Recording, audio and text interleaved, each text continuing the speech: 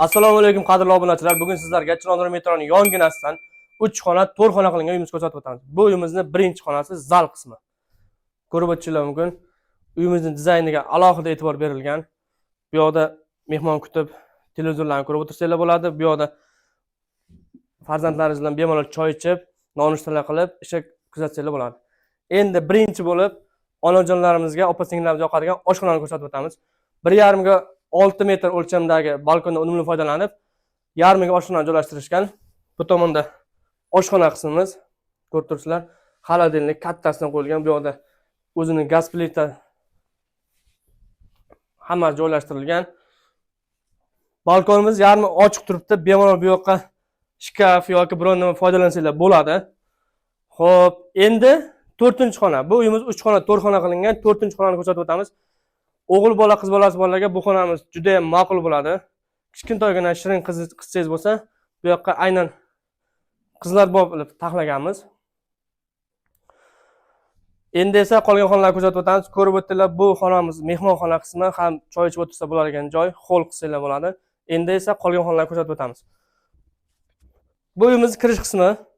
Barcha xonalar sanuzellar alohida. Bu yoqda sanuzellar, bu yoqda xonalar. Bu ko'chadan kirish eshigi. Ko'rib turibsizlar, eshiklari sifatlidan qo'yilgan. Endi kattalar yotoqxonasidan ko'rsatib boshlaymiz. Bu kattalar yotoqxonasi, shkaflari ham sifatli mebellardan foydalanilgan. Bu yoqda yotoqxonasi. Xonadonimiz manzili Chilonzor 16-kvartalda 4 qavatli uyning 3-qavatida joylashgan. Narxini videoning oxirida aytib o'taman.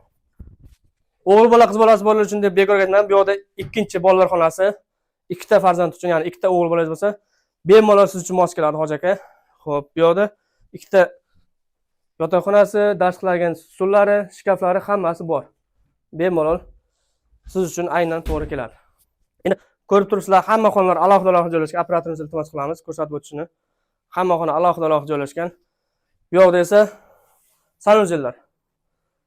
Bu yoqda zamonaviy dushovoydan foydalanilgan. Hamma narsasi yangi, hali remontdan hech kim yashamagan. Bu yoqda esa hojatxonasi. Ko'plar ofis ham deyishadi.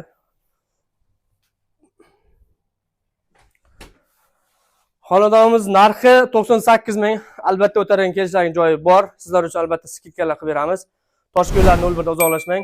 Uyimiz yoqqan bo'lsa, kommentariyada o'z fikringizni qoldiring. Kimga qiziq bo'lsa, pastdan nomerga aloqa chiqib barik qilsanglar bo'ladi.